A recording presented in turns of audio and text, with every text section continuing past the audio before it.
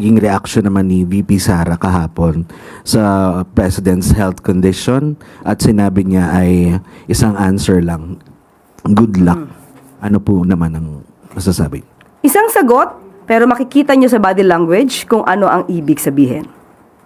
Nung tinanong ito, na masasabi nating irresponsible, isang irresponsableng tanong dahil walang pinanghuhugutan, walang batayan.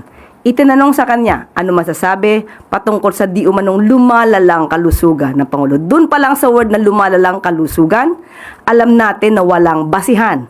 Pero itinanong pa rin sa kanya. Kaya ang nakuha rin natin sa Vice Presidente ay isang irresponsableng sagot. Good luck. With a smile. At lahat ng sa paligid niya ay nagtatawanan. Bilang isang Pilipino, hindi natin gawi ang mangutya, pagtawanan, ang sino mang may sakit.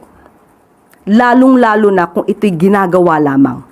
Ginagawang sakit para masira ang Pangulo. Ang sabi nga nila, an idle mind is the playground.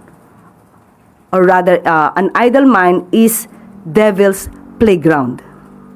So makikita natin, tumawa, is that a last laugh mentality or mockery of misery?